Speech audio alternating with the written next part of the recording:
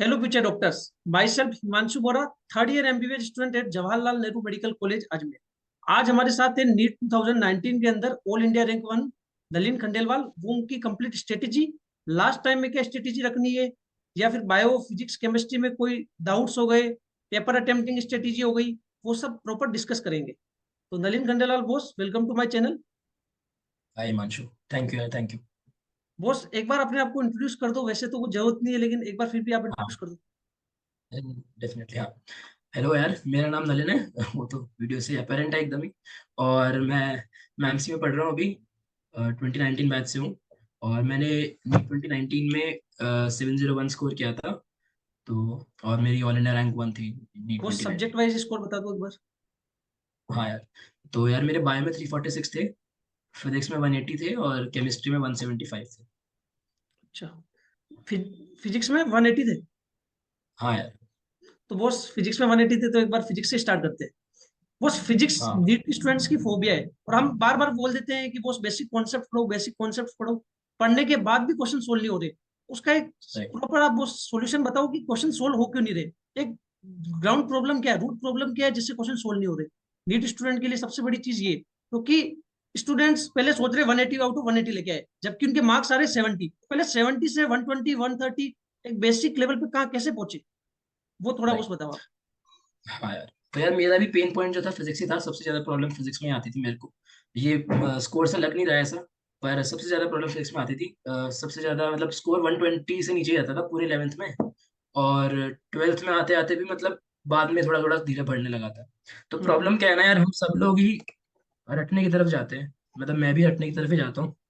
समझने वाला पॉइंट अपन मिस कर जाते हैं। पर अच्छी बात यह है कि नीट में क्वेश्चन आते नहीं है ऐसे बहुत ज्यादा घुमा फिरा के। सीधे डायरेक्ट क्वेश्चन ही आते हैं। तो मतलब हाँ, मतलब तुम्हें फिजिक्स का मास्टर बनना है तो उसके लिए मेहनत लगनी पड़ेगी बहुत ज्यादा। पर तुम्हें अपना काम निकालना है अगर नीट के लिए तो बड़ा आसान है निकालना, क्योंकि फिक्स क्वेश्चन आते हैं, वही जो प्रीवियस ईयर क्वेश्चन में क्वेश्चन दे रखे हैं, वही वही फिक्स क्वेश्चन आते हैं। तो जैसे हम करने लगते हैं एनएलएम के, एनएलएम का टॉपिक है, मैं एनएलएम रेफरेंस देके ही बात कर रहा हूँ। तो उसमें हम क्वेश्चन सॉल्व कर रहे हैं, बड़े बड़े 5 पुली वाले 6 पुली वाले सॉल्व कर रहे हैं बच्चे। वो क्वेश्चन नीट में आने वो ही थोड़ा नहीं है। आईआईटी लेवल के लिए हो गए, तो थोड़ा नीट लेवल पे मुझे। वही तो पॉइंट ये है कि हमें ध्यान में रखना है कि हम तैयारी किस एग्जाम के लिए कर रहे हैं। जिस पहले तो ये है कि फालतू चीजें नहीं करनी है ना। जो अगर तुम्हारी पढ़ाई उस लेवल पे चल रही है कि तुम्हारा सब कुछ हो गया है तो तुम करो, तुम्हारा जो मर्जी है करो। लेकिन हम्म। मेजोरिटी बच्चे जिस एरिया में फॉलो करते हैं मैं उनकी बात करूंगा पूरे वीडियो में। तो उन लोगों को यार एक तो स्टिक करना चाहिए बेसिक रिसोर्सेज पे। वो क्या होते हैं? अपने प्रीवियस ईयर क्वेश्चन, अगर कोई कोचिंग कर रहे हो तो वहाँ के नोट्स। और एनसीईआरटी वो बच्चे करें जिनकी ये दोनों चीजें हो गई है। एनसीईआरटी की थ्योरी रीड करने को नहीं बोलूंगा मैं सबको। पॉइंट्स टू पॉइंटर और समरी जो दे रखा होता है क्वेश्चन हर चैप्टर के बाद में, ब्लैक ब्लू बॉक्स, वो बच्चे पढ़ जाएं। उसमें से अच्छे क्वेश्चन मिल जाते हैं काफी, तो वो रीड कर जाए। और बस अब पॉइंट एससी ये है कि वर्मा, पढ़ाई करें। एससी वर्मा पढ़नी चाहिए नीट एनसी वाले वर्मा स्टूडेंट्स को। मतलब उन बच्चों के लिए नहीं रिकमेंड करूंगा जिनके 600 भी नहीं बन रहे हैं अभी।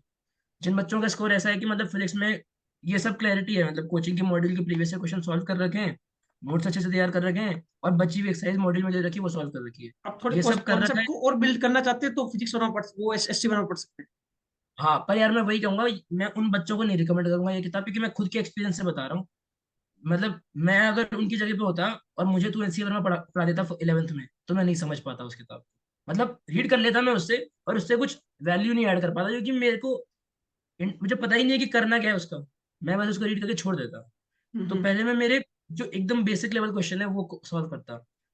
तो इधर उधर जाने की जगह पहले मैं तो वही करता, प्रीवियस ईयर क्वेश्चन और अपनी कोचिंग की मॉड्यूल जो भी होती जो, और नोट्स अपने। एचसी वर्मा हाँ, वो बच्चे जरूर करें।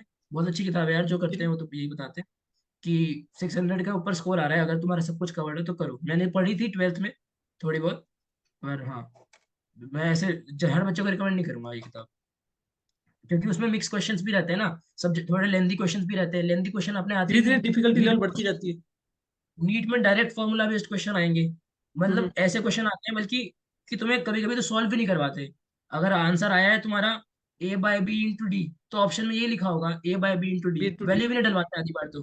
हाँ, मतलब वो चाहते ही नहीं है कुछ भी तुमसे मेहनत करवाना। वो तुम्हें बस बेसिक देख रहे एक्यूरेसी हैं चाहते हैं कि बस।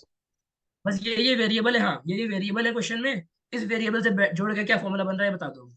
क्वेश्चन में अगर V आ रहा है T, जैसे वो इक्वेशन ऑफ नॉन, क्या बोलते हैं, इक्वेशंस नहीं है वो, तीन अपनी काइनेमेटिक्स वाली, v equal to s equal to at plus half at square जो भी है वो, तो वो सब जो है उनमें क्या करना होता है, यूज कैसे करना होता है, बस ये देखना होता है क्वेश्चन में दिया क्या क्या है, उसके बेस में से हम तीन में से कोई भी एक फॉर्मूला यूज करते हैं।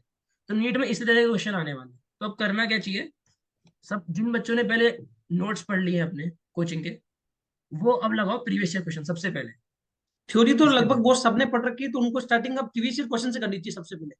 अब मैं, हाँ, अगर जिस बच्चे ने थ्योरी पढ़ रखी है, रिवीजन मतलब अब रिवीजन की तरफ जा रहा है, तो मैं रेट्रोग्रेड अप्रोच सजेस्ट करूंगा कि पहले क्वेश्चन किया जाए, फिर वहां उसके से जो बाद गलतियां हैं वो आइडेंटिफाई किया जाए और उन पे स्पेसिफिकली वर्क किया जाए। पूरा थ्योरी पढ़ के फिर क्वेश्चन करने से दो तीन चीजें नुकसान हो जाती है। ताकि एक जो तो हमारे एरिया वीक है उसको अच्छे से पढ़ पाए हम। हाँ, और जब हम थ्योरी रिसेंटली पढ़ के फिर क्वेश्चन करते हैं, तो हम ये भूल मतलब हमारे वीक टॉपिक्स क्या है हम वो पता नहीं चल पाते हमको, क्यों? क्योंकि जो फॉर्मूले थे, जो वोलेटाइल टॉपिक्स थे, वो तो हमने तुरंत रिवाइज कर लिए, तो हम अब क्वेश्चन करेंगे तो सही भी हो जाएंगे।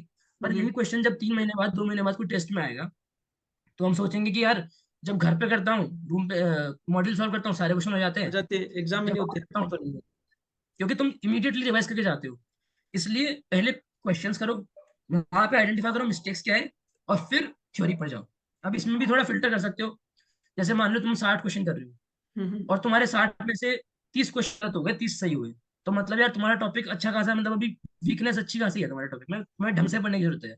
तो ये एक इंडिकेशन है कि तुम्हें अब ढंग से रिविजन करना चाहिए, like starting from notes, page 1 पूरा नोट्स कंप्लीट करो और अब तुम वापस क्वेश्चन करो। ये मतलब ये सारी स्ट्रैटेजीज डिफर कर सकती है, सबका अपना अपना तरीका रहता है ना? तो ऐसे में सोचना कि मैंने ऐसे बोल दिया तो यही फॉलो करना है, हम्म। तुम्हें जो ठीक लगे वो करना। मैं मेरे एक्सपीरियंस से जो सही लग रहा है वो बता रहा हूँ। मान लो तुमने 60 क्वेश्चंस करे, तुम्हारे 40 के आसपास गलत सही हुए और 20 सही हो गए, इसका मतलब है भाई 20 गलत हो गए, इसका मतलब ये है कि तुम्हें अब उन स्पेसिफिकली 20 क्वेश्चंस को जाके एनसीईआरटी में ढूंढना है। अगर बायो की बात कर रहा हूँ तो एनसीआर, अगर फिजिक्स की बात कर रहा हूँ तो जाके उन 20 क्वेश्चन को नोट्स में देखना है कि भाई कैसे कराया था सर ने। और फिर अगर फिजिक्स कर रहे हो तो उन 20 क्वेश्चन के जैसे और क्वेश्चन सॉल्व करो। लाइक मान लो तुम्हारा क्वेश्चन गलत हुआ कि ग्रेविटेशन का जी कैसे वेरी करता है विद हाइट, तुम्हें फॉर्मूला नहीं आता, तुम्हारा गलत हो गया, तो तुम अब दो तीन क्वेश्चन और सॉल्व करो, हाइट वाला भी कर लो, डेप्थ वाला भी कर लो, ताकि उसी टाइम पे कर उसी लो, तरह का क्वेश्चन आए ताकि तो वो वापस सही हो सके एग्जाम। सारा सही हो जाए। तुमने है ना, क्या कहते हैं, मान लो तुम लोग ने कोई एग्जांपल देना, जैसे तुम वो कर रहे हो, मान लो केमिस्ट्री की हाँ जी। बात लेते हैं, जैसे हम्म। मान लो तुम इक्विलिब्रियम कर रहे हो, तुमने केएसपी का क्वेश्चन गलत किया, तो तुमने एक क्वेश्चन गलत किया, तुमने देखा कि भाई ऐसे करते हैं, अब तुम इस पे रोको मत अपने आप को, तुम अब देख लिया कैसे करते हैं, अब दो तीन क्वेश्चन और सॉल्व करो, तुम अप्लाई करो फिर से, क्योंकि जब हम सीधा सोल्यूशन लेते हैं ना, तो सीधा तो सोल्यूशन लेते दिमाग नहीं काम करता स्टेप हमारा, याद कर हम रहे सब होते हैं उसके अंदर। स्टेप याद करने की कोशिश करते हैं। और एग्जाम में तो ऐसा नहीं होगा, कुछ तो डिफरेंट होगा एग्जाम में, हम्म, तो तब हम अटक जाएंगे कि यार अब क्या करना था, फिर हम ऐसे कुछ भी करने की कोशिश करेंगे कि क्या करना था, हम जुगाड़ बैठाने की कोशिश करेंगे कैसे भी करके यहाँ पे आ जाएंगे, हम्म। वो करेंगे तो गड़बड़ जाएगा आंसर। इसलिए उसी टाइम पे तीन चार क्वेश्चन और प्रैक्टिस कर लो उसी की। और मान लो तुम्हें 60 में से 50 क्वेश्चन सही हो रहे हैं, 10 क्वेश्चन गलत हो रहे हैं, इसका तो मतलब उनकी तुम्हारा टॉपिक स्पेसिफिक पे थ्योरी पढ़ लो। हाँ तुम्हारा अच्छा खासा होल्ड है। अब तुम बस जो 10 क्वेश्चन गलत हुए हैं, सिर्फ उनकी थ्योरी पढ़ो और आगे बढ़ जाओ। समझ ऐसे तो चैप्टर वाइज रिवीजन। रिवीजन होना चाहिए फिजिक्स के अंदर। हाँ फिजिक्स में भी इनफैक्ट मतलब ये स्ट्रैटेजी, मतलब मैं तो तीनों सब्जेक्ट्स के लिए बता सकता हूँ, तीनों के लिए ही सही रहेगी, तीनों पे तो अप्लाई कर सकते हो। बॉस बायोलॉजी के अंदर एवरेज 300 तक तो हर स्टूडेंट स्कोर कर लेता है एनसीईआरटी को पढ़ के। अब वो 300 हम्म, जाने के लिए वो उसको थोड़ी एफर्ट ज्यादा डालने पड़ते हैं, उसको कुछ चीजें और हाँ एक्स्ट्रा लर्न करनी पड़ती है। या फिर क्या होता है कि कई बार वो 5-6 क्वेश्चन तो बायोलॉजी के अंदर सिली मिस्टेक से गलत कर रहा है।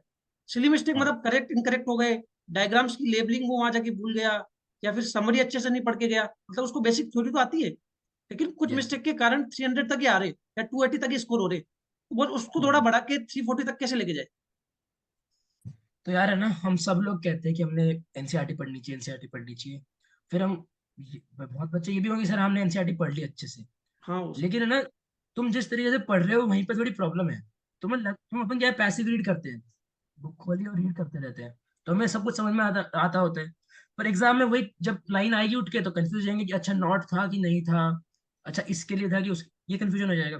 तो इंपॉर्टेंट ये है कि खुद को टेस्ट किया जाए, जैसे कि मैं दो तीन क्वेश्चन छोड़ता हूँ तुम्हारे ऊपर, तुम एक बार अपने आप को एनालाइज कर लो ये क्वेश्चन सोच के। जैसे मान लो मैंने रिसेंटली कोई बच्चा मुझे मिला था तो ये बात हुई थी, तो जैसे मान लो एक एनसीईआरटी में बहुत ही कॉमन ग्राफ दे रखा है और नीट में क्वेश्चन आते हैं कि ऑक्सीजन डिसोसिएशन कर्व है, अगर उसके अंदर CO2 बढ़ेगी तो राइट शिफ्ट होगा लेफ्ट शिफ्ट होगा, लेफ्ट कोई शिफ्ट। आंसर खुद को, राइट शिफ्ट हुआ है। राइट शिफ्ट होगा, राइट भाई फिजियोलॉजी पढ़ ले। राइट राइट हाँ, होगा।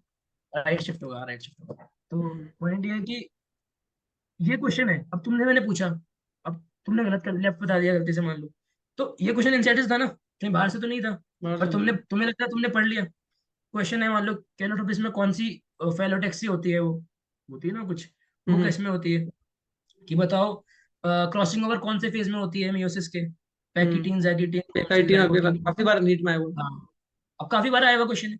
अब तुम बस ये क्वेश्चन खुद को एक बार एनालाइज कर लो, खुद को बता के। क्योंकि तो अब एनसीईआरटी से पढ़ते तब नॉर्मल तरीके से पढ़ते, उससे जब क्वेश्चन फ्रेम होता है तब हमें पता लगता है कि इस तरीके से भी क्वेश्चन फ्रेम हो सकता हाँ, और मैं तो ये भी नहीं मानता कि क्वेश्चन कोई बहुत तगड़े फ्रेम होते हैं, है। क्वेश्चन डायरेक्ट लाइन से फ्रेम होते हैं, लेकिन हम पढ़ते चले जाते हैं और मतलब उसको क्वेश्चन की तरह फ्रेम करना भूल जाते हैं, तो रिकॉल नहीं कर पाते उसको, बस रीड करते चले जाते हैं।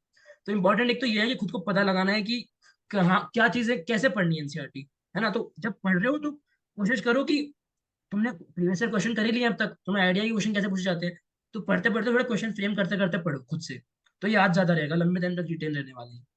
दूसरा, आजकल तो जो ट्रेंड है नीट का, उसमें बाहर से क्वेश्चन आ ही नहीं रहे हैं, एक भी Yeah. क्वेश्चन बाहर से नहीं आ रहा है। इनफैक्ट हमारे टाइम पे भी सिर्फ एक क्वेश्चन आया था बाहर से, वो पी और क्यू उसके वाला, अलावा पी कोई क्यू क्वेश्चन, वाला। EQ वाला, उसके अलावा कोई क्वेश्चन बाहर से नहीं आया था।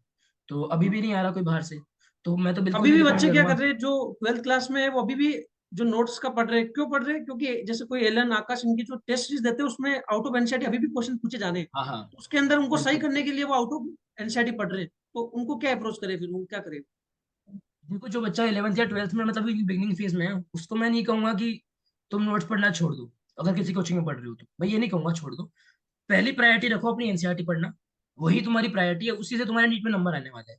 हम्म। अब क्योंकि थोड़ी बहुत मेंटल सिमुलेशन के लिए, थोड़ा बहुत अलग तरीके से सोचने के लिए कोचिंग्स में बाहर के क्वेश्चन, अलग अलग क्वेश्चन दिए जाते हैं कि आपकी थिंकिंग कैपेसिटी बनी रहे, आप ऐसे एकदम खाली डब्बा ना बन जाओ, मतलब जो भर दिया वो है, खुद से कुछ का नहीं है आपका। तो इसके लिए दिए जाते हैं कोचिंग में एक्स्ट्रा क्वेश्चन, बट वो बिल्कुल भी मतलब ऐसा नहीं है कि उसके बिना काम नहीं होगा। वो बस तुम्हारे उन बच्चों के लिए, भाई उन्होंने सब कुछ पढ़ लिया, उनको कुछ तो चाहिए ना करने के लिए, तो वो एक्स्ट्रा क्वेश्चन लगा रहे हैं, वो उनके लिए है, सब कुछ आता है, अब कहाँ लगाएं, इतना सारा ब्रेन एक है, कहाँ लेवल पे लगाएं। पहुंचने के बाद 650 तक, हाँ सिक्स हाँ, हंड्रेड तक पहुंचने के बाद है वो। बिल्कुल। और अदरवाइज सिर्फ आप यही करो, मतलब एनसीईआरटी ढंग से करो और प्रीवियस ईयर लगाओ। ठीक है, तुमने ये सब कर लिया है और तुम्हें लग रहा है कि मेरे 330 आ जाते हैं कोचिंग में, एनसीईआरटी में कोई क्वेश्चन गलत नहीं करता, कोई एक दो क्वेश्चन बाहर से आते हैं वो गलत होते हैं। ठीक है भाई, तुम्हें वो सही करना है, तुम्हें कॉन्फिडेंस चाहिए, वो कोचिंग वाला कॉन्फिडेंस चाहिए तुम्हें, तो तुम पढ़ लो नोट्स को। अदरवाइज नीट में सॉल्व करने के लिए, या फिर इनफैक्ट जो मेजर टेस्ट होंगे तुम्हारे कोचिंग के, इवेंचुअली जो टेस्ट होंगे, उसको भी तुम्हें अच्छे नंबर लाने के लिए बिल्कुल भी मतलब नोट्स पढ़ने की जरूरत नहीं है, सिर्फ एनसीईआरटी से कर सकते हो। कुछ टॉपिक्स ऐसे हैं जो समझ में नहीं आते ना एनसीईआरटी से, जैसे ऑक्सीजन डिसोसिएशन कर्व है, तुमने हम्म। पढ़ा होगा एनसीईआरटी से, तुम्हें समझ में नहीं आया, तुम्हारे कोचिंग में समझाया होगा तुम्हें, तो वो तुम्हारा चीज, कुछ कॉन्सेप्ट चीजें हमेशा याद नोट से होगा। समझने की होती है, ताकि वो एनसीईआरटी हाँ, को हमें अच्छे से समझ सके। नोट्स में इसलिए पढ़ाई जाती है कि बिल्कुल, एनसीईआरटी को हम अच्छे से समझ सके। एग्जैक्टली। तो एनसीईआरटी पे फोकस किया जाए, उसी से सारे क्वेश्चन बनने वाले हैं। तो उसमें वो उसके अलावा एनसीईआरटी यार, के अंदर समरी, साइंटिस्ट का इंट्रोडक्शन, डायग्राम्स विद लेबलिंग, हर चीज अच्छे से पढ़नी है।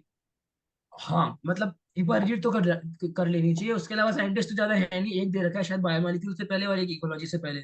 कम ही दे रखे हैं। बायोमोलिक्यूल कम ही है। डायग्राम जरूर इंपॉर्टेंट है, जैसे बायोमोलिक्यूल का एक वो पेज है पूरा जिसमें सारे डायग्राम्स दे रखे हैं, हम्म। कोलेस्ट्रॉल है और वो डीएनए के हैं सारे, वो बहुत वो इंपॉर्टेंट है। ऐसे ही कुछ कुछ एकदम हाई यील्ड चीजें हैं, तुम्हें वो तो आनी चाहिए, जैसे बायोमोलिक्यूल्स में वो टेबल है, कॉन्कावलिन है, लेक्टिन है, विनियोरेस्टिन क्या ड्रग है, हाँ, उससे ये क्वेश्चन भी छोटे आया था वो छोटे। आपके पेपर में हाँ, 2019। तो कुछ कुछ फिक्स है, जैसे कि वो की और हर्बेरियम वाला टॉपिक है लिविंग वर्ल्ड में, हम्म।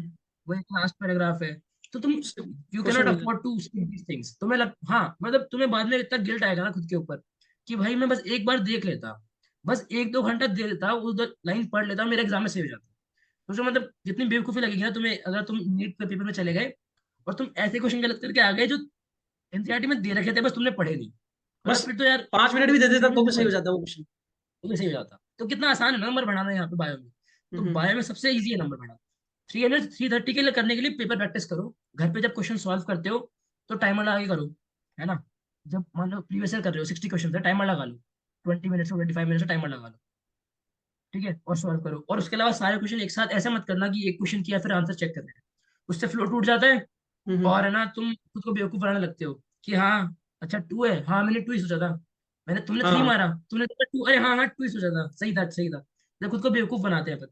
तो एक एक स्ट्रेच में करो सारे क्वेश्चंस, है ना, इंपॉर्टेंट ये है, एक स्ट्रेच में करो, नोट करते जाओ। यही कि मतलब जब क्वेश्चंस करते हो तो एक स्ट्रेच में करो, rather than कि एक के बाद एक स्ट्रेच में करो तो फ्लो बना रहे और टाइमर लगा के करो। तो यहाँ से भी जो तुम्हारी सिली मिस्टेक जो पेपर में होती है, वो एनवायरनमेंट घर पे सिमुलेट हो जाएगा कि भाई कैसे कैसे होता है, तो वहां से भी थोड़े स्कोर वहां से भी बूस्ट होगा। उसके अलावा जनरल सिली मिस्टेक्स कम करने की तो तुम्हें पता ही है, मतलब सब बताते रहते हैं कि करेक्ट इनकरेक्ट में जब रीड करते हो क्वेश्चन में तो ध्यान रखा करो कि करेक्ट लिखा है कि इनकरेक्ट लिखा है इनमें, ऑप्शन सारे फ्रॉम द पढ़ने एंड। चाहिए।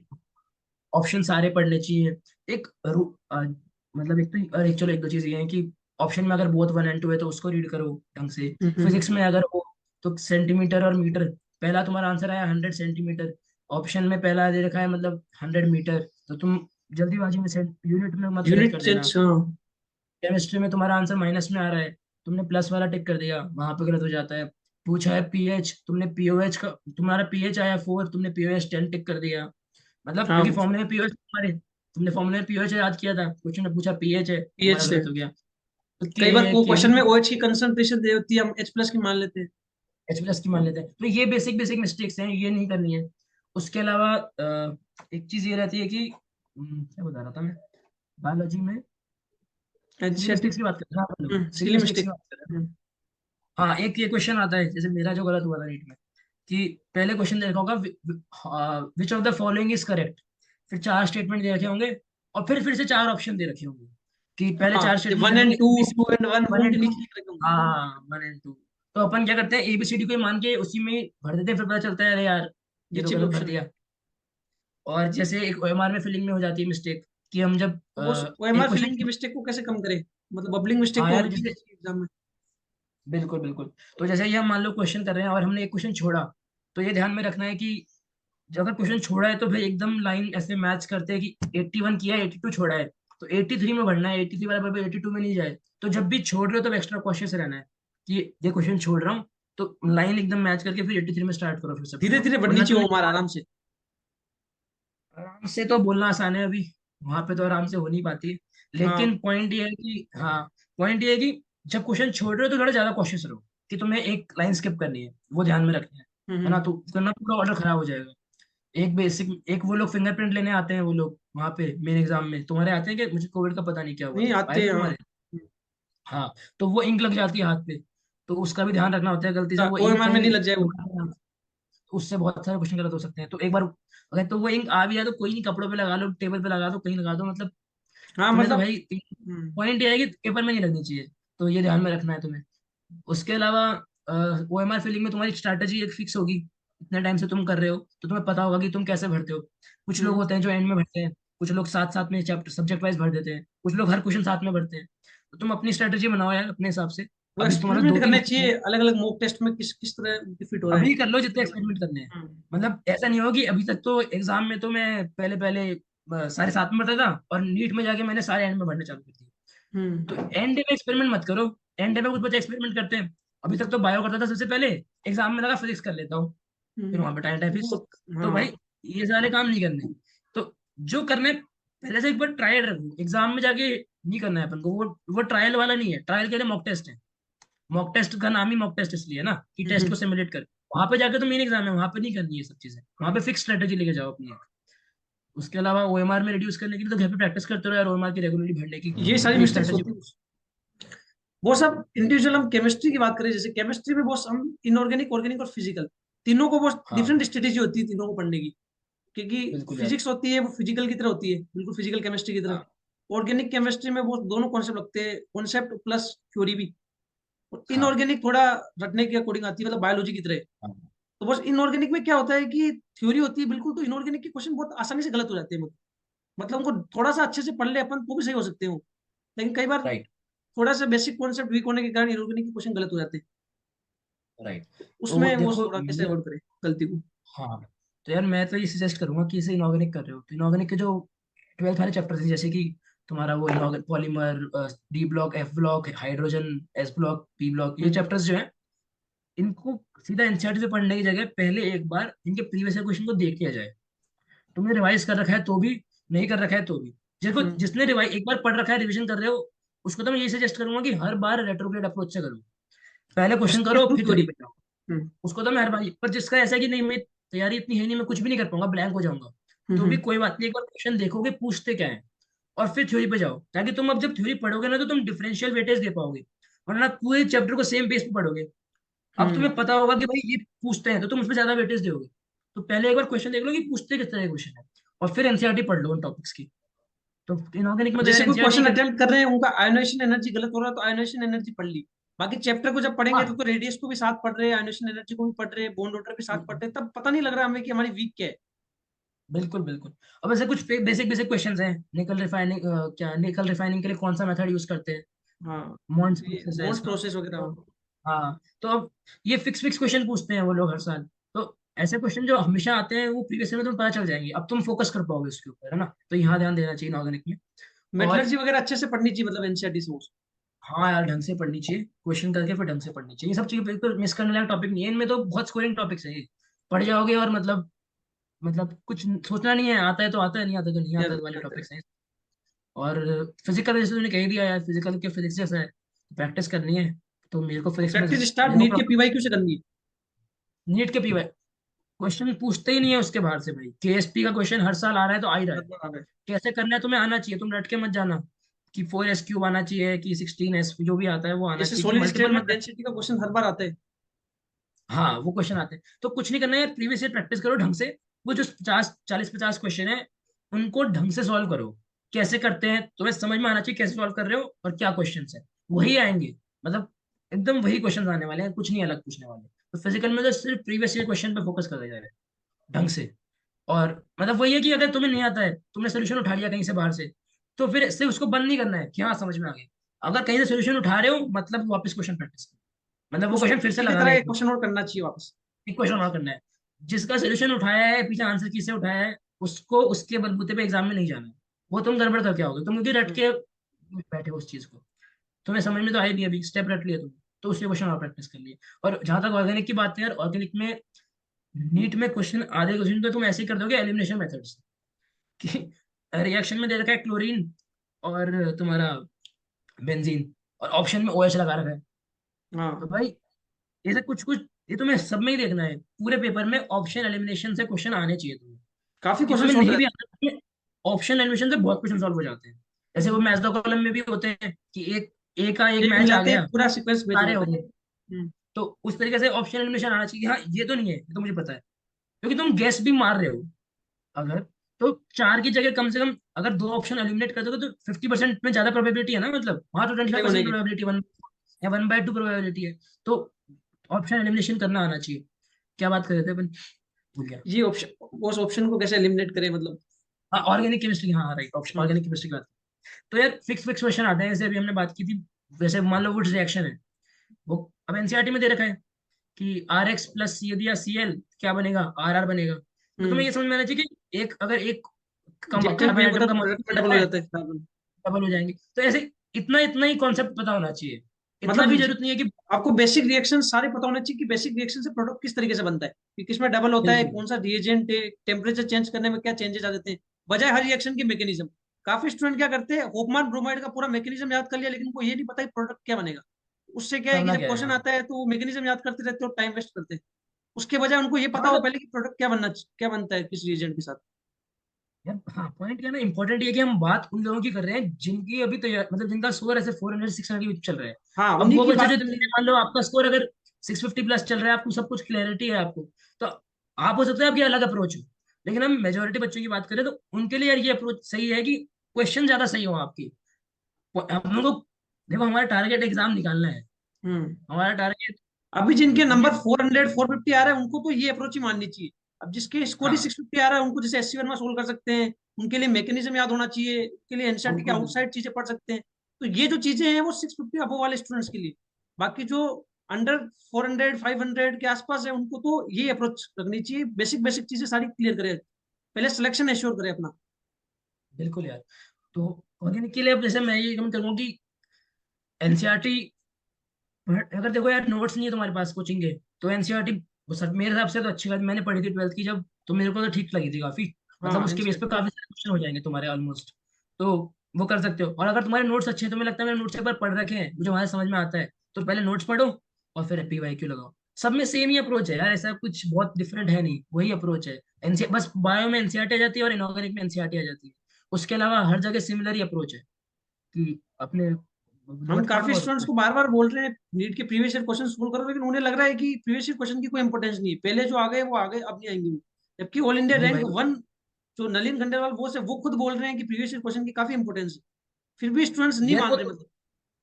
यार ये तो हर एग्जाम में ही है ना, मतलब क्योंकि उनको उनके फिक्स एरिया से जो उन्हें टेस्ट करने हैं, वो फिक्स एरिया में से क्वेश्चन पूछेंगे। देखो 720 क्वेश्चन आ रहे हैं, तो 720 कितने 180 अब क्वेश्चन आ रहे हैं। हाँ, अब तो 200 हो गए क्वेश्चन, उसमें से 180 करने हैं। अब तो तुम्हारे एक्स्ट्रा हो गए, चलो हाँ। बढ़िया है। तो पॉइंट ये है कि 180 क्वेश्चन आ रहे हैं अगर, या फिर 200 क्वेश्चन आ रहे हैं, जितने भी क्वेश्चन आ रहे हैं, हम्म। तो ऐसा नहीं है कि वो 100 क्वेश्चन टफ बनाएंगे, 100 क्वेश्चन इजी बनाएंगे। वो 150 से ऊपर क्वेश्चन ऐसे बनाएंगे जो ज्यादातर बच्चे अप्रोच कर पाए। ठीक है, मतलब उनका टारगेट ये नहीं है कि तुम्हें, उनका टारगेट है ही नहीं तुम्हारी नॉलेज टेस्ट करना नीट में। मतलब तुम ऐसे सोचो, नीट का उनके कुछ टारगेट ही नहीं है एरियाज तुम्हारी फिक्स है कि उन एरिया से क्वेश्चन पूछना है, कार्नोट इंजन से knowledge। पूछना है, लॉजिक गेट से पूछना है, कुछ चीजें फिक्स है बिल्कुल उनकी, बिल्कुल। वो चीज वो पूछेंगी। तो तो बस यार एक इसमें, हाँ बोलो। बस एक आइडियल पेपर अटेम्प्टिंग स्ट्रेटेजी क्या होनी चाहिए। अब पूरे साल पढ़ लिया हमने, 2 साल अच्छे से पढ़ाई कर ली, नीट का एग्जाम लेकिन हमने अच्छे से अटेम्प्ट नहीं किया। कई बार नीट का एग्जाम अच्छे से अटेम्प्ट नहीं किया, सब्जेक्ट चेंज कर लिए, ओएमआर लास्ट में बड़ी टाइम हो गया, या फिर क्वेश्चन कभी छोड़ छोड़ के कर रहे हैं, 1 से लेके 5 तक क्वेश्चन कर लिया, 6 7 8 नहीं आया तो स्टार्ट पीछे से कर हाँ लिया। तो पेपर ये, अटेम्प्टिंग स्ट्रेटेजी एक आइडियल क्या होनी चाहिए उस। यार देखो सबकी वही पहली बात, ऐसे जैसे हर क्वेश्चन के आगे बोल देना चाहिए डिस्क्लेमर के लिए कि सबकी हम्म। अपनी अपनी अप्रोच रहती है। पर जो मैंने अपने एक्सपीरियंस से देखा है और ज्यादातर बच्चों में नोटिस किया है, बेटर अप्रोच जिन लोगों का स्कोर इस रेंज में फॉल करता है उनके लिए ये कि यार पहले बायो पे कैपिटलाइज कर लो, क्योंकि वो स्कोरिंग एरिया है सबसे ज्यादा आपके लिए। वहां पे टाइम भी कम लगेगा, कि आपको आता है तो आपको आता है, नहीं आता तो नहीं आता है। नहीं आता है। तो वहां पे आप स्कोर करो, वहां पे 300 नंबर के आसपास आप गेन कर सकते हो, तो पहले बायो कर लो मेरे हिसाब से। फिर ज्यादातर बच्चों का ऐसा रहता है कि हमारी केमिस्ट्री फिजिक्स से बेटर रहती है। कुछ। केमिस्ट्री नीट में इजी भी आती है। तो हेलो, हाँ, शायद हाँ थोड़ा बस। नेटवर्क इशू था। हम्म। हाँ, तो ज्यादातर बच्चों का ये रहता है कि केमिस्ट्री उनकी बेटर रहती है, तो बायो के बाद केमिस्ट्री कर सकते हैं एंड देन फिजिक्स। मैं तो यही अप्रोच खुद भी ट्राई करा था और दूसरों को भी रिकमेंड करता हूँ। क्योंकि क्या होता है ना, कभी कभी जैसे कुछ बच्चों ने मुझे अपना एक्सपीरियंस शेयर किया, उन्होंने पहले फिजिक्स कर ली एग्जाम डे पे, उनकी अच्छी थी फिजिक्स, पर पता नहीं उनसे 1 2 क्वेश्चन नहीं बने, और वो अब आपसे पजल हो नहीं बन जाते रहे हैं। तो आपका मन नहीं मानता आगे बढ़ने का फिजिक्स में, क्योंकि आप सॉल्व करे जा रहे हो, तो आपने, आपको पता चला नहीं आपने बहुत सारा टाइम दे दिया एक क्वेश्चन पे ही। अब आपके पास टाइम बचा ही नहीं बायो के लिए, क्योंकि बायो में क्या आपको नहीं आता ना, तो भी आप बहुत टाइम नहीं वेस्ट करोगे उस क्वेश्चन पे। क्योंकि अब बायोलॉजी में आगे चार बढ़ना है। नंबर स्कोर करना बहुत आसान है, बजाय फिजिक्स में 4 नंबर लाना। बिल्कुल बिल्कुल। और वेटेज भी 360 है यार बायो का, हम्म। तो वहां से भी क्वालिटी है। तो पहले बायो करो, ये करो, और फिर ओएमआर की तो बात करी हमने, आप अपनी स्ट्रेटेजी फिक्स करके रखो ओएमआर की। जो भी तुम्हारी स्ट्रेटेजी अभी तक तुमने बनाई है वो तुम फिक्स करके रखो। टाइमिंग देखो, एक रफ आइडिया हो सकता है, फिक्स नहीं है कि इतना ही स्पेंड करना है। आपकी अब क्या यार देखो, स्ट्रेटेजी थी बॉस, ओएमआर की एक साथ बढ़ते थे या फिर सिंगल सिंगल क्वेश्चन करते करते बढ़ते थे, या फिर सब्जेक्ट वाइज बढ़ते थे। यार मैंने, यार पहले मैं मॉक टेस्ट में सारे सब्जेक्ट वाइज भरता था, मतलब कि फिजिक्स करी, केमिस्ट्री करी। हम्म। फिर उसके बाद मैंने एंड में अलग स्ट्रेटेजी ट्राई करी थी, वो वाली की क्वेश्चन देखा, फिर उसके बाद मान लिया कि अगर फर्स्ट का ऑप्शन सी है तो सी पे डॉट लगा दिया, फिर टू का बी है तो बी पे डॉट लगा दिया, फिर डॉट लगा के छोड़ दिया, और फिर एक साथ भर दिया। मतलब एक तो ये अप्रोच है कि क्वेश्चन पूरा कर दिए, फिर देख देख के, फिर देख देख के भर दिए। एक अप्रोच ये है कि आपने ओएमआर पे डॉट लगा दिया साथ साथ में, और अब आपने एक साथ भर दिए। समझ रहे हो मतलब क्या बोलना चाह रहा हूँ, डिफरेंस हाँ समझ रहे समझ हो गए मैं समझ क्या। गए boss। तो अब देखो, इसमें सिली मिस्टेक का रिस्क भी है कि तुमने गलत जगह डॉट लगा दी, गलत जगह भर दिया, पर बेनिफिट भी है कि तुम्हें वापस पूरा पेपर खोल के, वहां भी मिस्टेक की, वहां भी रिस्क तो उतना ही है, तुमने 2 का 3 भर दिया, मतलब हम्म। रिस्क तो उतना ही है। तो मैंने तो फिर इवेंचुअली ये फॉलो करी थी कि क्वेश्चन किया, 1 का बी है तो बी पे डॉट लगा दिया, 2 का सी पे डॉट लगा दिया, फिर फिजिक्स कंप्लीट कर लिया तो फिजिक्स का पूरा भर दिया, केमिस्ट्री कर लिया तो केमिस्ट्री का पूरा भर दिया, मिस्टेक तो है। इस तरीके से। और जो लोगों को ये डाउट रहता है कि यार हम हम पूरा रिवाइज, पूरा पेपर फिर से रीचेक नहीं कर पाते, जरूरी है कि पूरा पेपर रीचेक करना। हम्म। देखो अभी पॉइंट ये है कि ये बिल्कुल भी जरूरी नहीं है कि तुम, देखो सब चाहते तो यही है कि हम पूरा पेपर एक बार करें फिर से रीचेक करें, फिर कुछ ना रीचेक कुछ हो करें। सकता है तुम सही भी कर दो, बहुत चांस है, hmm. But at the cost of what. तुम उसको करने के लिए कितनी स्पीड में करने वाले हो अपना पेपर। ये तो, या तो वो बच्चे करें जिनका पेपर ही हो जाता है। कुछ बच्चे हैं यहाँ पे, मैंने देखा, मैं तो शौक रह गया कि नीट का पेपर खत्म हो गया 1.25 घंटे में कंप्लीट हम्म। करते हैं। मतलब शायद पता नहीं तुमने भी तो ऐसे किया हो। मेरे को तो जब 2.5 घंटा लगा था भाई। मेरे को जब भी मेरे को बॉस ढाई ढाई घंटे लगे घंटा लग थे। रहा है, तो जब मेरे को 2.5 घंटा लग रहा है, तो मैं ये रिस्क नहीं ले सकता कि मैं एंड में वापस वेट कर लेता हूँ पूरा चेक करके फिर भरूंगा। मैं इतना बड़ा रिस्क नहीं ले सकता। अब वो 1.25 घंटे और में जहां उन्होंने तक, किया तो उनकी अप्रोच अलग थी, उनकी पढ़ाई अच्छे लेवल पे थी, काफी हाँ चीजें वेरी सबका करती अपना अपना रहता है। तो अपन को उस पर नहीं जाना है। हाँ, पर ये जरूर है कि यार मान लो तुम बायो में 90 क्वेश्चन है, और जैसे मेरे केस में ये था, मान लो मेरे को 5 क्वेश्चन में डाउट आया तो मैंने हम्म। 5 छोड़ दिए। ये नहीं होना चाहिए कि यार तुम 90 क्वेश्चन कर रहे हो, तुमने 40 छोड़ दिए, 40 कर दिए। मतलब अब ये देखो, उन बच्चों के लिए हो सकता है जिनका स्कोर जिनकी पूरी स्टडी अच्छी नहीं नीचे थी, चल रहा मतलब है, ढंग या से फिर नहीं पड़ेगी। हाँ ढंग से, फिर यार हाँ मतलब ढंग से नहीं पढ़ाई करी थी, सच बात तो यही है कि हाँ, ढंग से सच नहीं तो पढ़ाई ये है करी। कि 40 क्वेश्चन नहीं आ रहे उसको, मतलब उसको एनसीईआरटी कुछ नहीं आता, मतलब कम आता है बहुत कुछ एनसीईआरटी नहीं आता है देखो, उसको, और तो हाँ सारी फिर चीजें पढ़नी चाहिए अच्छे से। पढ़नी चाहिए। तो जो बच्चा ने ढंग से थोड़ी बहुत भी एनसीईआरटी पढ़ रखी होगी, मेरा ये मानना तो है भाई, वो 70 70 क्वेश्चन 75 तो तो पढ़ आएंगे देगा, आराम से। आएंगे उसको, है ना। और 5-6 वो एग्जाम में फिर भी और भी हो जाते हैं, एग्जाम में आप थोड़ा अलग माइंडसेट में होते हो, आप कर देते हो सॉल्व। तो हम्म। 10 क्वेश्चन के आसपास बच्चों के यूजुअली रह जाते हैं। तो 10 क्वेश्चन तक आप स्किप कर दो, सही है। अगर आपने 15 20 40 30 स्किप कर रखे है ना, तो मतलब आप तो कहीं एक्सपेक्ट ना मत कहीं करो कि प्रिपरेशन अब, में प्रॉब्लम थी, कहीं ना कहीं प्रिपरेशन हाँ में प्रॉब्लम है प्रिपरेशन में वो, प्रॉब्लम पेपर में है प्रॉब्लम नहीं है। अब। हाँ, अब 10 में डाउट आ रहा है अगर आपको, तो ठीक है, 10 को आपने छोड़ रखा है, अब आप केमिस्ट्री पढ़ जाओ। हम्म। या फिर आप ऐसे कर लो, या फिर ऐसा कर लो कि 90 क्वेश्चन कर लिए, अब वापस 10 क्वेश्चन फिर अटेम्प्ट कर लिए बायोगे, या तो ये कर सकते हो। या फिर आपको लग रहा है कि नहीं मेरे को अभी नहीं समझ में आ रहा, कोई बात नहीं, आप 10 क्वेश्चन छोड़ के केमिस्ट्री पढ़ जाओ। मतलब जो 45 क्वेश्चन नहीं आ क्वेश्चन है। रहा उसको उस टाइम पे अटेम्प्ट नहीं करना है, उसको बाद में अटेम्प्ट करना है। हाँ, नए माइंडसेट से, क्योंकि आप उसी टाइम पे लगे रहोगे ना, तो आपने सोच लिया, अगर आपने सोच लिया कि इसका आंसर ये होना है, अब आप कुछ भी करके उसी तरफ जाओगे हर बार कि यार हम्म। ये बना दूं आंसर, वो बनेगा नहीं क्योंकि वो आंसर नहीं है।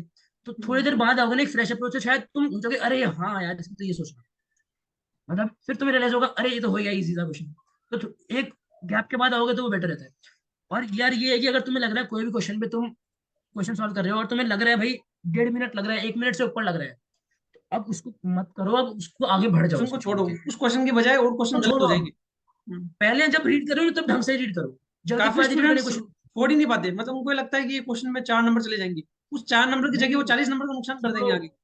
छोड़ो भाई छोड़ो, क्योंकि आगे तुम्हें नहीं पता ना कितने आसान क्वेश्चन भरे पड़े। हम्म। तुम उसको छोड़ो, अगर तुम्हें लग रहा है ना कि भाई मेरे को बहुत देर लग गई, 1 मिनट से ऊपर लग रहा है इस क्वेश्चन में, आगे बढ़ो, कोई बात नहीं। हो सकता है तुम बचे हुए उस आधे मिनट को बचा के तुम 3 क्वेश्चन और सही कर दो, है हाँ। ना। तो इंपॉर्टेंट ये है कि हम मल्टीपल क्वेश्चन सही करें, ना कि एक कोई स्पेसिफिक, कोई हमको हमको प्रूव तो करना नहीं है कि टफ क्वेश्चन मैं सही करके दिखा दूंगा, पॉइंट नहीं, किसको हर प्रूव कर क्वेश्चन लोगे। का इक्वल वेटेज है। वेटेज सब क्वेश्चन का इक्वल है। तो हम्म। ऐसे अब केमिस्ट्री में चले गए, 45 क्वेश्चन थे, 35 या 40 सही आते थे, मतलब आते थे, या फिर थर्ड आउट था भर दिए, 5 गलत हुए, 5 छोड़ दिए। अब पॉइंट ये है कि मैं ये सजेस्ट करता हूँ कि यार फिजिक्स के लिए कम से कम 90 मिनट्स बचने चाहिए तुम्हारे पास। 1.5 घंटे में दोनों हो जानी चाहिए, और बाकी की 1.5 घंटे फिजिक्स की।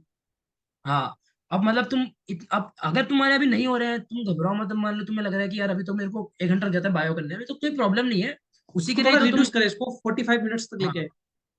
देखो, हाँ अगर देखो ऐसा है कि तुम ये वीडियो देखने के बाद तुम 4 वीडियो और देखने जाने वाले हो, या फिर हम्म। तुम यही करने वाले हो, उससे तो तो कुछ नहीं, देखो, तो स्कोर होगा, देखो मार्क्स इंक्रीज होंगे, कुछ नहीं हाँ, होगा। सच बताऊं तो देखो, मैंने मेरे टाइम पे कोई वीडियो नहीं देखा था, क्योंकि एक तो उस टाइम पे इतना ट्रेंड भी नहीं हुआ था अवेलेबल भी ये नहीं थे। सब चीज। हाँ, और ट्रेंड भी नहीं हुआ था इतना, और नहीं देखा था, और मतलब काम चल रहा था यार आसपास की आराम से बातों से। पर अब क्योंकि बिल्कुल अच्छा रिसोर्स है, जैसे मैं आय का सोचता हूँ तो मैं भी देखता हूँ लोगों के। तो बस पॉइंट ये है कि यार तुम 2-3 जनों को सुनो, एक बार बैठ के सुनो, अपना जो तुम्हें उनकी बातें पसंद आई जो वो ले लो, जो नहीं पसंद आई उसको हटाओ, और अब इसको चालू कर दो। उसको इसके अब, बाद तुम 6 क्योंकि वीडियो वीडियो देखने देखेंगे में रोज सभी की रोज। स्टूडेंट्स को मजा आता है, वीडियो हाँ, वीडियो क्योंकि देख। वो तो अच्छा टाइम पास है ना, हम्म। खुद को बेवकूफ बनाने में कई प्रॉब्लम आ रही है, हाँ ऐसे कर दूंगा, अरे यार ऐसे कर सकता हूँ, ये तो मतलब अच्छा खासा टाइम पास है, सभी करते हैं, हम सब गिल्टी हैं इस चीज के, तभी लेकिन हाँ। ये करना नहीं यार, अगर आगे जाना है ना इस एग्जाम में, तो तुम अपनी अपनी जो काम की चीजें लग रही है वो उठाओ इस वीडियो से, और आगे बढ़ो। अब देखो, तो बचे हुए 30 दिन में तुम अपना कैसे टाइम बढ़ा सकते हो, वही जैसे हमने टाइमर वाली अप्रोच बताई, जब घर पे क्वेश्चन सॉल्व कर रहे हो, तो जैसे मॉक टेस्ट उस सॉल्व टाइम कर रहे स्लॉट हो, में करो, 2 से 5 में करो, हाँ, 5:20 तक करो आपको। बिल्कुल वो भी एक इंपॉर्टेंट है, बिकॉज अगर तुम्हारा उस वो स्लीपी फेज है, तुम दिन में सोते हो अगर, तो तुम्हें हम्म। उस टाइम पे प्रॉब्लम आएगी थोड़ा फोकस रहने में। तो सही है। उसकी भी तुम आदत डाल सकते हो बहुत टाइम में भी। और क्या कहते हैं कि जब घर पे टाइमर लगाते हो तो कम लगाया करो, जैसे एग्जाम में मान लो तुम्हारा 3 और 15 मिनट से, जितना भी तुम्हारा आजकल पेपर तो होता है, हाँ, घर टू पे फोर्टी लगाते फाइव हो तक तो लगाया। 2.5 घंटा 2:45 इतना लगाओ। और कोई नहीं, नहीं हो रहा कोई बात नहीं, आगे भी टू इतना ही लगाते जाओ, और अब धीरे धीरे देखना 3-4 टेस्ट के बाद तुम करने लगोगे, इसके टू अंदर ही थर्टी अपना में फिट ही करने लगोगे। पेपर कंप्लीट होने लग जाएगा। हाँ, क्योंकि यार एग्जाम में हो सकता है ना कि कुछ एक क्वेश्चन में ज्यादा अटक जाओ, तो तुम ट्राई ये करोगे तुम 2.5 घंटे में कर लो, तुम्हारा अप्रोच ये रहना चाहिए। तो और मतलब बेसिकली यही, बहुत राउंड वाइज पेपर को अटेम्प्ट करना चाहिए। फर्स्ट राउंड में मतलब क्वेश्चन जो आ रहे हैं बिल्कुल इजी गोइंग क्वेश्चन है, उनको करो। सेकंड राउंड में मेरे हाँ अकॉर्डिंग जो 50% एलिमिनेट कर लिया हमने, कि 2 ऑप्शन तो कंफर्म नहीं है, उन 2 ऑप्शन में से हाँ करना है वो हाँ, करना चाहिए। और थर्ड राउंड में ऐसा है कि जो क्वेश्चन बिल्कुल नहीं आ रहे, यदि उसमें दिमाग लगा के यदि क्वेश्चन सोल्व हो रहा है तो ठीक है, नहीं आ रहा है तो उसको छोड़ो। सही बस सही, बेटर सारे, अप्रोच है बल्कि ये। हाँ हाँ सारे एक साथ करने के बजाय, जैसे फोर्थ क्वेश्चन नहीं आ रहा है, मैं फोर्थ में दिमाग लगाने के बजाय उसको छोड़ो, थर्ड से सीधा फाइव में आ जाओ। फोर्थ क्वेश्चन को यदि एलिमिनेशन के थ्रू 50-50 हो रहा है तो वहाँ स्टार लगा लो मेरे अकॉर्डिंग, ताकि उस क्वेश्चन को सही सही वापस सेकंड राउंड में अटेम्प्ट करे, ताकि सही होने के चांस ज्यादा हो जाए उससे। सही सही, बेटर अप्रोच है यार, ये बढ़िया, सही बोला। तो ऐसे वो एक कंप्लीट स्ट्रेटेजी रहनी चाहिए है ना फिजिक्स की। हाँ हाँ फिजिक्स यार। की, केमिस्ट्री की, बायोलॉजी की आपने जो बताया पेपर अटेम्प्ट की स्ट्रेटेजी, तो बॉस आपने जो बताया एक बार उसको मैं समराइज कर देता हूँ। हाँ बायोलॉजी के अंदर बॉस नीट में एआर वन खुद बता रहे हैं कि बायोलॉजी के अंदर एनसीईआरटी पढ़ो, और एनसीईआरटी पढ़ते समय क्वेश्चन फ्रेम करो, क्योंकि आप एक थ्योरी की फॉर्म में पढ़ रहे हो, जब वो क्वेश्चन आएगा तो गलत होने के चांस बढ़ जाएंगे। थ्योरी पढ़ो, उसके बाद नीट के प्रीवियस ईयर क्वेश्चन को सोल्व करो। जिसने फर्स्ट टाइम थ्योरी पढ़ ली है उसको बार बार थ्योरी पढ़ने के बजाय रेट्रोग्रेड अप्रोच फॉलो करनी चाहिए, क्वेश्चन के थ्रू थ्योरी पढ़ो। बायोलॉजी के अंदर ऐसा करना चाहिए, हर एक चीज पढ़नी चाहिए, समरी, डायग्राम्स वगैरह हर चीज अच्छे से पढ़नी है बायो। फिजिक्स के अंदर भी यही है, जिसने फर्स्ट टाइम थ्योरी पढ़ रखी है, जिसने बिल्कुल थ्योरी नहीं पढ़ रखी उसको तो पहले थ्योरी अच्छे से पढ़नी है। जिसने थ्योरी पढ़ रखी है, 2-3 बार थ्योरी पढ़ ली, फिर भी बार बार थ्योरी पढ़ रहा है और उसको लग रहा है मेरा चैप्टर क्लियर हो रहा है, तो वो गलत सोच रहा है। उसको थ्योरी पढ़ने के बाद जो कॉन्सेप्ट वीक है वो तो पता ही नहीं लग रहा। जैसे कोई इलेक्ट्रोस्टेट में किसी को पता ही नहीं है कि उसकी पोटेंशियल वीक है कि उसका इलेक्ट्रिक फील्ड वीक है। यदि आप क्वेश्चन करोगे, आपको पता है क्वेश्चन के थ्रू आपके इलेक्ट्रिक फील्ड के हर क्वेश्चन सही हो रहा है, इसका मतलब इलेक्ट्रिक फील्ड अच्छे से आता है आपको। सिर्फ पोटेंशियल में आपके क्वेश्चन गलत हो रहा है, तो आप वापस पोटेंशियल पढ़ोगे तो उसको ज्यादा टाइम दे पाओगे, बजाय पहले जो पढ़ रहे थे। पहले पढ़ रहे थे तो आप पहले 10 मिनट दिया आपने पोटेंशियल में, अब आप आधा घंटा पोटेंशियल में दे रहे हो, पोटेंशियल आपका अच्छे से क्लियर होगा। इस तरीके से रेट्रोग्रेड अप्रोच फॉलो करेंगे नीट के प्रीवियस ईयर क्वेश्चन के थ्रू। केमिस्ट्री के अंदर यही है, इनऑर्गेनिक के अंदर अच्छे से आपको चैप्टर पढ़ना है थ्योरी, उसके अंदर एक बार क्वेश्चन देख लो थ्योरी पढ़ने से पहले कि किस किस टॉपिक से ज्यादा क्वेश्चन पूछे जा रहे हैं। ऑर्गेनिक केमिस्ट्री में रिएक्शंस के प्रोडक्ट अच्छे से याद होने चाहिए, हर रिएक्शन का मैकेनिज्म याद होना जरूरी नहीं है, और कुछ चैप्टर आपको बिल्कुल नहीं छोड़ने। स्टूडेंट्स क्या करते हैं, बायोमोलिक्यूल छोड़ देते हैं, पॉलीमर छोड़ देते हैं, केमिस्ट्री एवरीडे लाइफ छोड़ देते हैं। इस इनऑर्गेनिक केमिस्ट्री में एस ब्लॉक कोई नहीं पढ़ रहा, कोई हाइड्रोजन नहीं पढ़ता, कोई इन्वायरमेंटल केमिस्ट्री नहीं पढ़ता। इन सब से एक एक दो दो क्वेश्चन बनेंगे, वो एक बहुत रैंक बूस्टिंग मार्क्स है, मतलब काफी रैंक कम हो जाएगी आपको, कंपटीशन इतना ज्यादा बढ़ गया, 615 तक नंबर लाने पड़ रहे हैं स्टूडेंट्स को, तो आपको छोड़ने की तो कोई गुंजाइश नहीं है। हर चीज बहुत आसान पूछी जा रही है, एक्यूरेट करनी है, बिल्कुल एक्यूरेसी के साथ आपको फॉलो करनी है। इस तरीके से केमिस्ट्री पढ़नी चाहिए। Paper boss round wise attempt करे तो ज्यादा बेटर है मेरे को। इजी बिल्कुल गोइंग, बिल्कुल, मैं उसने अभी। भी यही बोला था, इजी गोइंग क्वेश्चन पहले कर लो, क्वेश्चन में टाइम वेस्ट मत करो। कुछ स्टूडेंट क्या कर रहे हैं, 5-5 मिनट तक एक ही क्वेश्चन को वेस्ट कर रहे हैं, उनको लगता है कि मैंने बहुत पढ़ लिया फिर भी ये क्वेश्चन सही नहीं हो रहा।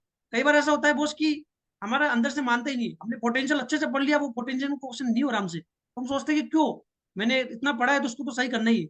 वो प्रूव करने में लग जाते हैं कि उस पोटेंशियल टॉपिक मेरे को आता है, जबकि पेपर चल रहा है तुम्हारा, तुम्हें सेलेक्ट होना है। मेडिकल कॉलेज में आने के बाद कुछ चीजें पढ़ लेना। ज्यादातर स्टूडेंट क्या कर रहे हैं, एनसीईआरटी के बाहर बहुत पढ़ रहे हैं। बायोलॉजी इतनी बार पढ़ने की कोई जरूरत नहीं है, एनसीईआरटी से पढ़ो। एमबीबीएस के अंदर वैसे ही काफी पढ़ना होता है, बहुत सब्जेक्ट है, जो चीजें आपको ह्यूमन फिजियोलॉजी वगैरह जो आउटसाइड पढ़ते हो वो एमबीबीएस में पढ़ लेना। एमबीबीएस में आके स्टूडेंट पढ़ते नहीं है, और नीट यूजी के टाइम उनको मास्टरी करनी है सबको, तो ये गलती बिल्कुल ना करे। पेपर को एक अच्छे से अटेम्प्ट करे। और बॉस जो नीट 23 की प्रिपरेशन कर रहे हैं उसको बॉस आप क्या एक दो पॉइंट बताना चाहोगे? यार यही बोलूंगा एक तो मैं कि अभी ऐसा मत सोचना कि अभी टाइम खत्म हो गया है, कि अभी अगर 500 400 नंबर आ रहे हैं कि अभी नहीं हो पाएगा। अभी है इनफ टाइम, अभी फरवरी चल रहा है गैस।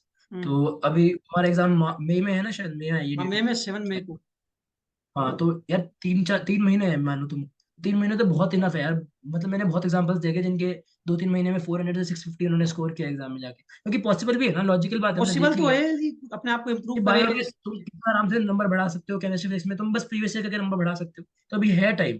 और देखो यार, अभी 2 3 महीने ढंग से पढ़ लोगे तो यार एक जो फालतू, ऐसा नहीं है कि कुछ देखो डॉक्टर नहीं बने तो ऐसा नहीं है कि लाइफ खत्म हो जाएगी, कि कुछ नहीं होएगा, ऐसा कुछ भी नहीं है। लेकिन हम लेकिन जिसकी यार तैयारी कर रहे हैं उसमें 100% तुमने तो देना डिसाइड कर ही चाहिए। लिया है।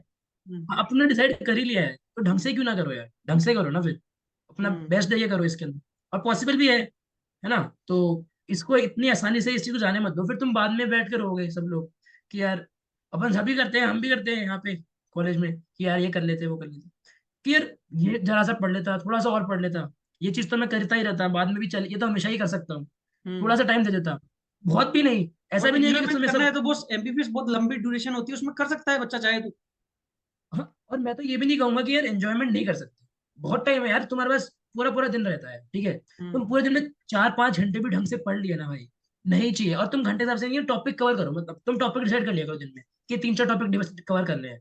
और किसी को अकाउंटेबिलिटी के लिए कर लो, जैसे तुम्हारे पास मान लो तुम्हारा फोकस नहीं बनता तो किसी दोस्त को आपस में बना लो, या फिर किसी घर वाले को या किसी को दोस्त को बना लो कि सुबह सुबह उठते मैसेज डाल दो आज मैं ये करने वाला हूँ, आज एल्कीन ये और इकोलॉजी करने वाला हो, तो तुम्हें एक अकाउंटेबिलिटी बनी रहेगी। फिर तुम एंड में, ये तो और करना ऐसे ही है बंदे को मुझे बनाना तुम, कंप्लीट। इसका तुम्हें लोड ना हो। अगर तुम ऐसे बंदे को बताओगे इसका तुम्हें लोड रहता हो, तुम प्रेशर में पड़ोगे। पर ऐसे बंदे को जो तुम्हारे को सपोर्ट करता हो कि कर लिया तो अच्छा, नहीं करा तो कोई बात नहीं, अब कल कर लो। तो ऐसे अकाउंटेबिलिटी के लिए कोई जना हो तो अच्छा रहता है। खुद से करो, वरना खुद को एक टू डू लिस्ट बना के खुद में टिक करा करो डेली, उससे एक बहुत हाँ, सेटिस्फेक्शन मिलता काफी है। हेल्प। तो ये सब चीजें तुम ट्राई कर सकते हो, इससे तुम्हारा स्कोर काफी बूस्ट हो जाएगा। और मॉक टेस्ट देते रहो, और मॉक टेस्ट को एनालाइज भी करते रहो कि मेरे अप्रोच ये रखो, तुम्हारे 400 नंबर आ रहे हैं तो ये देखो तुम्हारे 320 नंबर कट कहाँ रहे हैं। ये अप्रोच रखो, खुद को थोड़ा बेवकूफ कम बनाओ। जैसे कि हम खुद को ऐसे बोलते हैं कि 400 नंबर आ रहे हैं, कहते हैं कि मेरी ऑर्गेनिक केमिस्ट्री वीक है ना इसलिए मेरे। अरे तुम्हारी ऑर्गेनिक केमिस्ट्री वीक है तो तुम्हारे 60 नंबर कम हो जाएंगे। 60 नंबर बायो में क्यों कम नंबर आ रहे हाँ, थे उसके? हाँ, तुम्हारे सब कुछ में ही है। ये हमारे सर बोलते थे ऐसे हम्म। कि बच्चा ये कह रहा है हमारी केमिस्ट्री वीक है।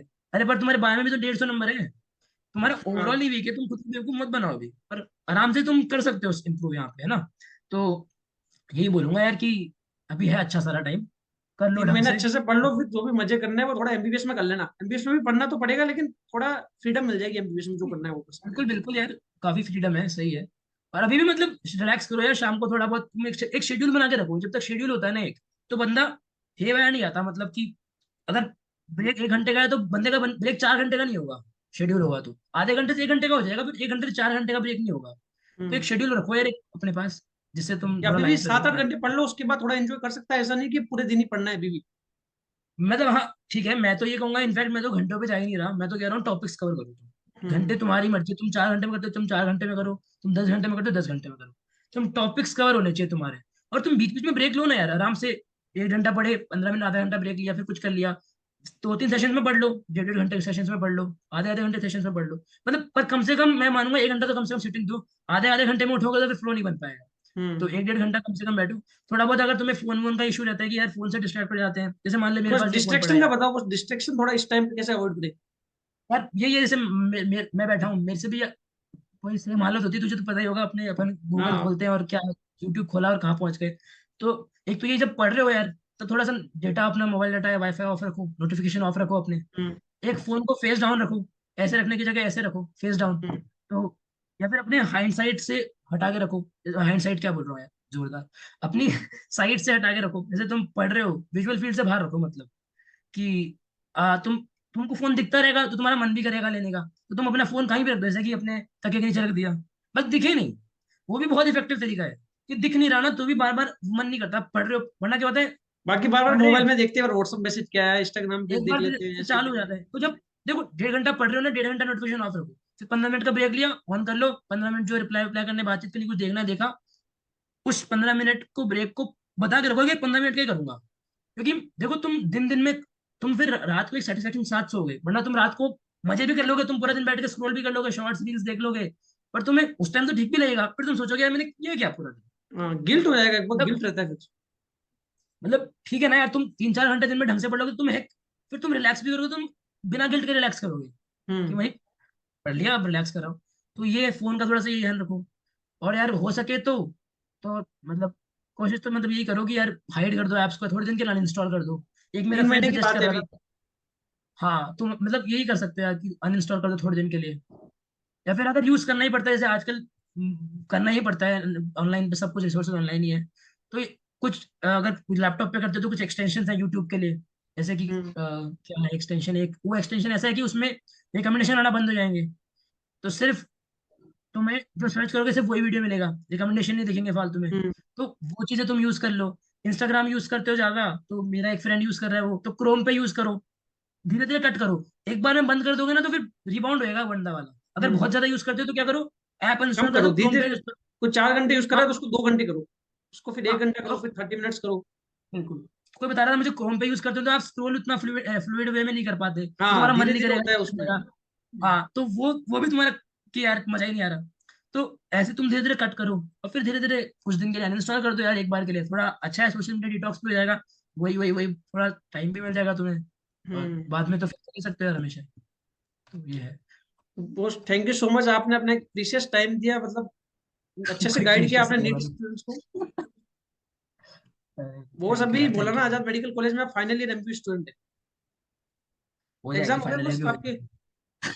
फाइनल ईयर भी हो जाएंगे भाई, अभी यार डिलेट चल रहे हैं हमारे एग्जाम्स, अब है मतलब चल रहे हैं अभी। Okay boss. अभी मतलब वही थर्ड ट्रफ के एग्जाम चल रहे हैं, अभी हो जाना चाहिए था फाइनल ईयर, अब तक स्टार्ट हो जाएगा 1 महीने। Okay, thanks for watching the video. Please like, share and subscribe the channel.